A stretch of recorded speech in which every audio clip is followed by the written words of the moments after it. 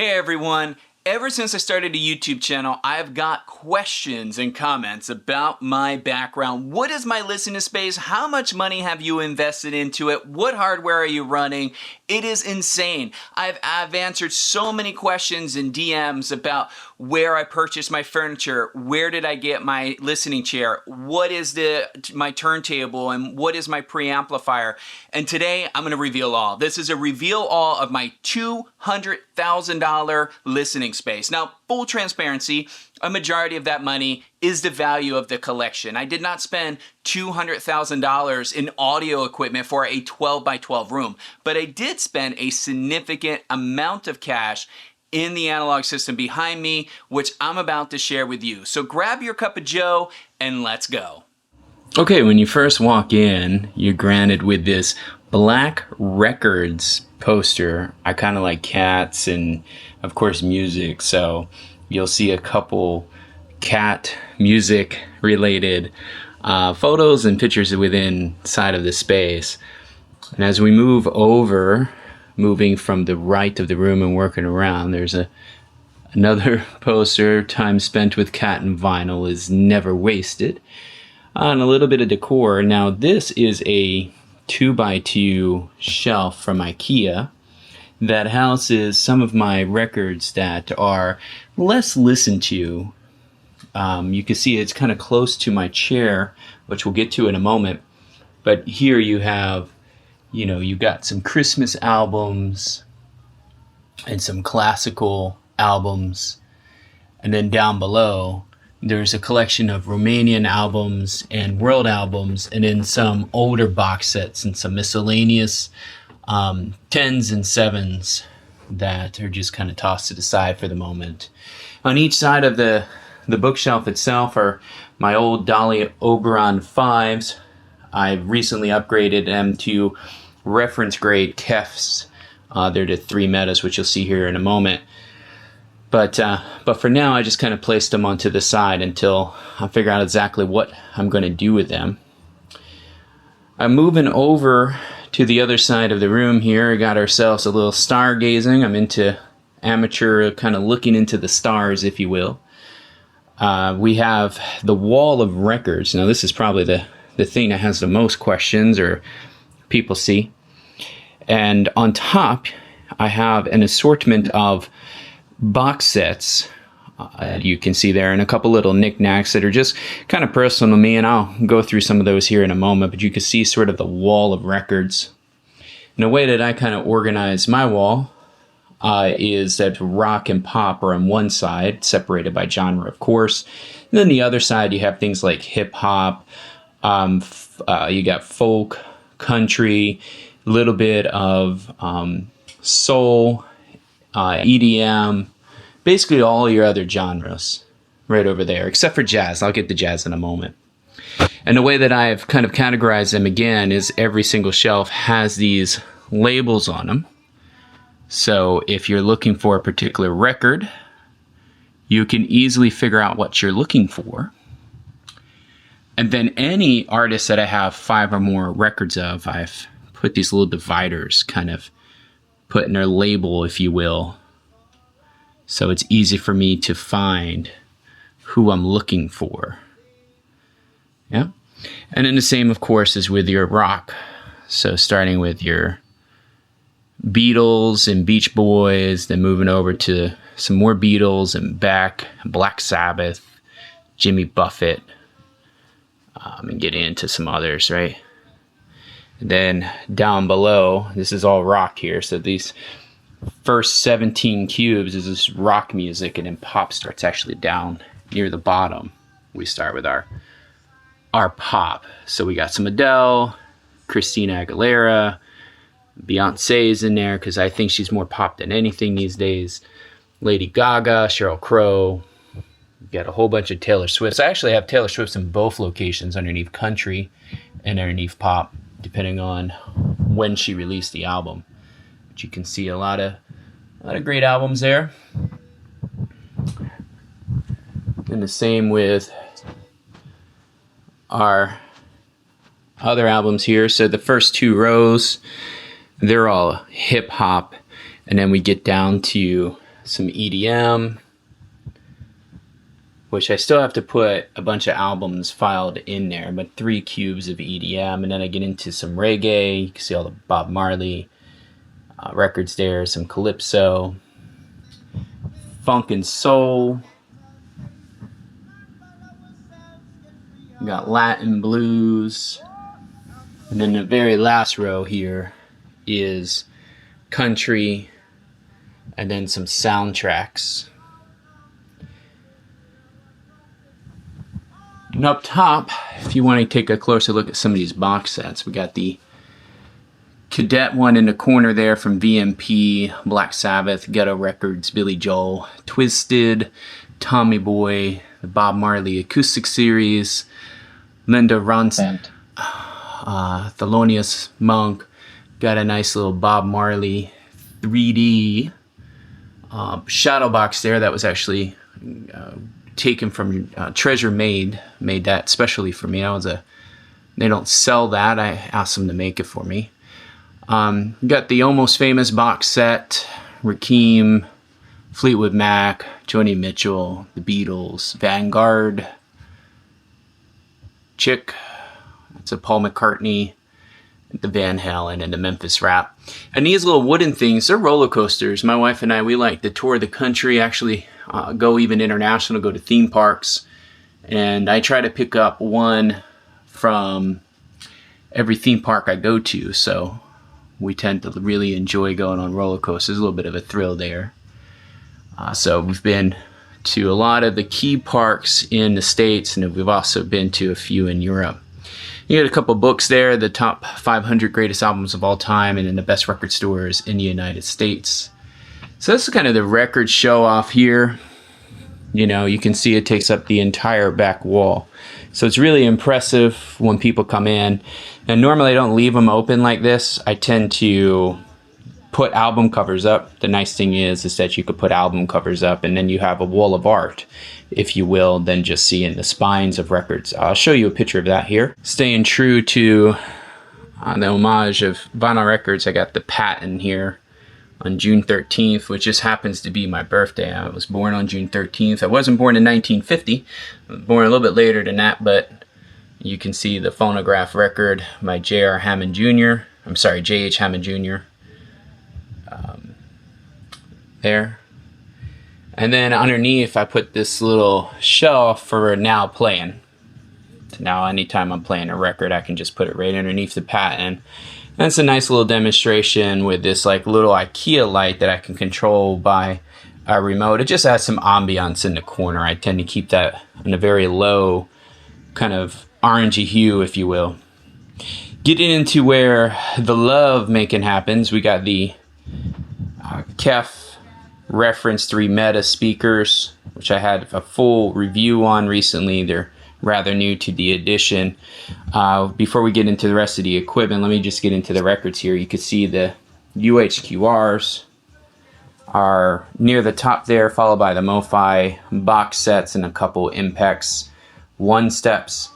And then down below are all jazz records. So that's my jazz collection. Probably not as big as many people really kind of thought, but I'm very selective on my jazz. I try to buy jazz albums I'm going to listen to over and over and over again versus having many. And then down below are just some hand-painted, instruments, if you will, just to kind of hide some of the wires that run across the bottom. Getting into the equipment, the turntable that I spin with is the Rega P10. This is the white version. The common one is the black one. I like the white just because it's a little bit different. Some people nickname this as the Stormtrooper White because it kind of has that white and black look to it. I'm really happy with it. I spent a lot of time trying to find a turntable. I auditioned a bunch of them. And the Rega to me was the most simple to operate with a lot of heritage, and it's just going to be a quality table that's going to last a lifetime with not much going on.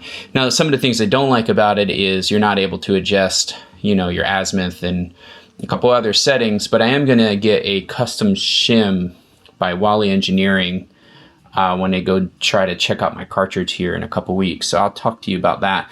But the cartridge on the bottom of this bad boy is not the standard Rega cartridge. It's instead the Hana Umami Blue, which is just a beautiful cartridge. It punches well above its weight. Sounds phenomenal, by the way. Some people ask why not go with the red. Well, the red's $1,000 more, and I'm not really sure if you're going to hear that $1,000 more. And I wanted something a little bit different. I wanted something, you know, I heard the Rega cartridges, and I think they make fantastic tables. The cartridges to me are just a little bit, I don't know. I really like the Hana Umami. I think it's a stellar cartridge that, again, just performs well above what you pay. I do have this on the Zazen ISO acoustics table. Now, a lot of Rega fans will knock me on this because Rega says you don't put their turntables on an isolation tray or table, but I could tell you it made a big difference. I love Rega's engineering. I think their philosophies are 90% accurate. There's a couple things that just, you know, shock me with them, like being some of the limitations on the adjustments on the tone arm, and also them telling you don't need an isolation table. I can tell you I need an isolation table because when I knocked on the table, when a record was playing, I heard the vibrations through the speakers. When I put it on the table and I do the same, there was no vibration through the speakers. So you tell me, I don't know. So the cables out of the back of the turntable go into this. This is the Power Sound phono preamplifier. This is a JC3 Plus. This is their reference preamplifier, or phono preamplifier. Has the John Curl signature on the front there. It's a beautiful sounding, you know, phono amp. I mean, there are a little bit of limitations. I wish you could adjust the gain here, so you can go ahead and get a quieter noise floor. But outside of that, it's a very musically brilliant and really amazing preamplifier. It supports MC and MM cartridges. It has even connections for balanced out. So it's got a lot of great connectivity happening in the back end of this thing. I'm really happy with it. If I upgrade anything in the future, it might be the Parasound, but for right now, it's serving my purpose, and the music that comes out of this setup is gorgeous. Above that, you can see here is this is a Sugar Cube. This is by Sweet Vinyl. It's called a Sugar Cube. This is the SC1 Mini. And normally I operate this bad boy in what is called bypass mode. But if you ever have a record that has a lot of noise despite cleaning it, you drop it on your ultrasonic cleaner, you give it a good cleaning ritual, and it still has some pops and crackles and stuff like that in it. All you need to do is go over here to remove, and it's going to filter all that out. It's like a inline noise removal, and unlike some of the other competing solutions in the market for this bad boy, you go ahead and listen to the audio quality. Plug your system directly into it, bypass this from a hardwire standpoint, and then use this bad boy, and you tell me if you can hear the audible difference outside of the noise being moved. It's the only one that I've found in the market that doesn't screw up the sound, doesn't add a digital feel to the sound. It doesn't change the tone of the sound at all. It's not influencing it at all. I mean, to me, this is audiophile grade noise reduction. If you really want to get it done right, this is the one. And if you really want to know what magic is happening here, you can hit monitor, and all it's going to do is give you the audio clicks. So it's not going to play the music, it's just going to share with you what's being filtered. And you can change the sensitivity. So for really bad records, you can crank this up a little bit more. I kind of keep it very low if I'm using it. Anywhere from the 3 or 4 is usually where I keep it. But I was listening to some older records last night, and that's why it's on remove right now. All right, I got a little bit of cleaning tools. You've seen some of these in my cleaning video. These are just my essential tools ready to go. You got your G2 with your groove washer and a soft bristle brush. And back there is also a stylish brush and a couple other things. Get into where the sound magic happens. This is the McIntosh MA252 integrated preamplifier. Right now it's streaming from my digital source because I'm not playing a record. This is really cool preamplifier. Hey, it looks gorgeous. It's probably the biggest talking point when people come over. They think this thing is just looks such badass, right? They're just like, it's such a gorgeous piece of equipment. I love it. It allows you to change your inputs. It's really quick to do. I can just flip here or use the remote. Now I'm on the Rega P10. I can go back to streaming. So you can filter out the inputs that you're not using. It's got a nice little menu here where you can press the input button. You can change some settings, input trim, tone controls, bass, treble, if you want the display always on or not. And the balance, of course. So cool options there. And of course, if you've noticed, you can customize what it actually says on the screen, which is also really cool. This down here is the Ever Solo. This is the DMP A6 Master Edition. This is my streamer. It is touchscreen, so you can play music via touch, or you can go ahead and use the app. I also have an SSD loaded in here where I have almost 50,000 CDs that I've ripped and uploaded to here. There's a little hard drive bay underneath. So I do have, for those that knock me and say, oh, CD's better, CD's better. Listen, I have the CDs. I've even digitally ripped them in very high quality, and I come up here and I do comparisons. People don't see a CD player here. It doesn't mean I don't have one in the house, right? It just means it's not here in my room because I don't have a need for it, because I rip them and I put them here in a digital library. And you can go and sort by your artists and pull up your various different artists if you want. Here that's loaded up. So, you know, got tons of different artists here. You can see just tons of tracks, tons of music. For the digital side of this, you can, you know, stream pretty much any major source. My streaming platform of choice right now is Tidal. So that's where I'm streaming from today. And that's where this music is coming from that we're currently listening to. A little bit of a reggae vibe to set the mood off right today. All this stuff is powered by good interconnects. We got the, this is the Audio Quest. This is the water line, which has the dB filter on them, which you can test by pressing these little guys. Before you yell at me though, that's not dirt, that's just design.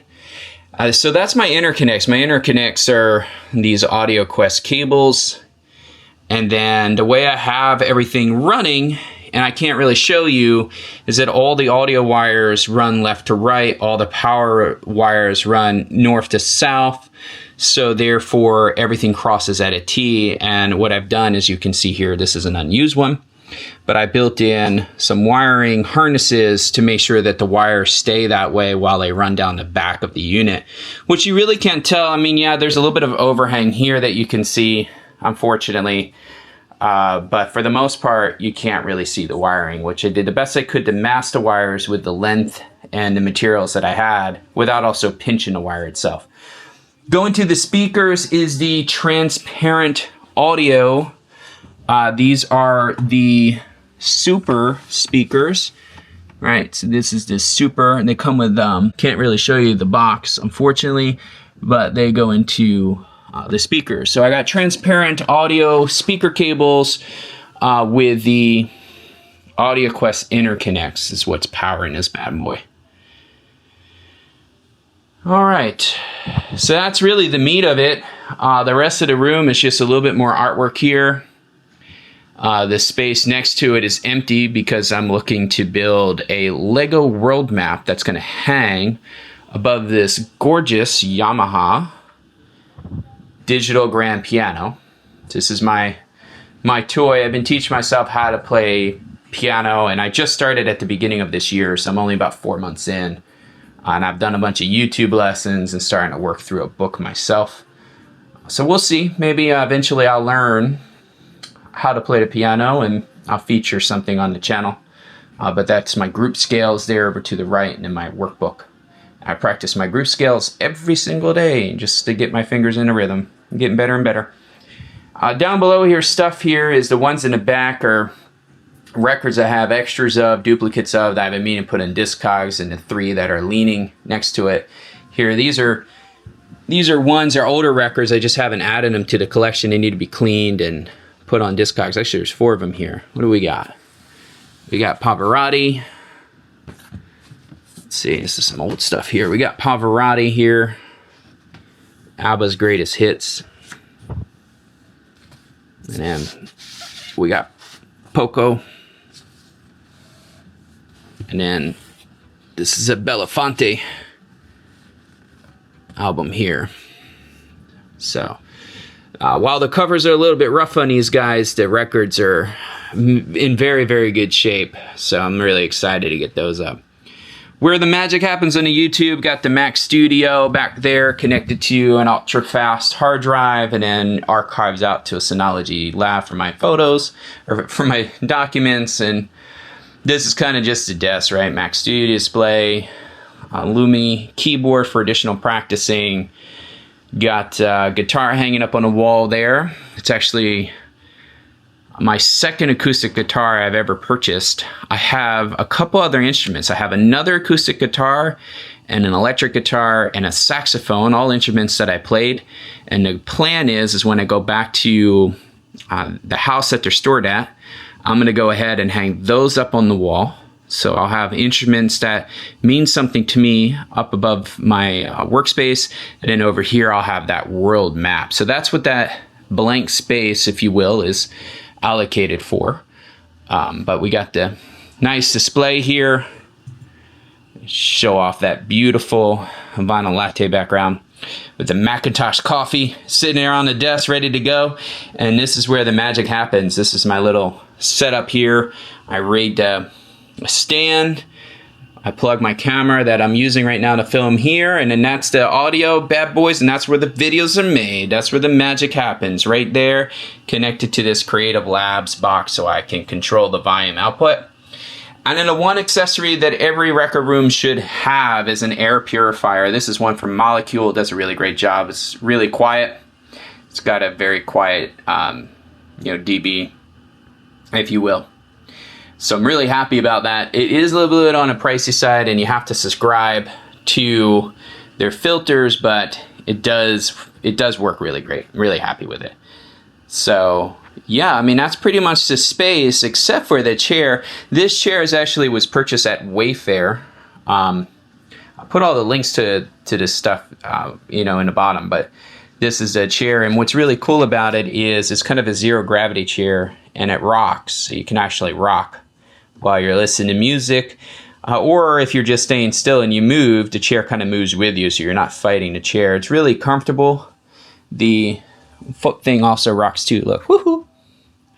And then next to me, I have a little bit of a table. This little blank record there is actually a coaster, so you can put your coffee right there. And then my little iPad, which I don't know how to operate apparently. Oh, yeah, there you go. My little iPad there is while I'm listening to music, if I want to do research or anything, it's right there for me to do some research. And that's really it, folks. That's the space. That's the listening room. This is where it happens. This is the behind the scenes tour. If you'd like to see some cool or rare records in my collection, give me a holler down there in the comments below. I would love to show off some really cool records there. But yeah, that's my space, man. This is where I zone out, conquer the world, and film these beautiful videos for you. So I hope that you really enjoyed this little room tour.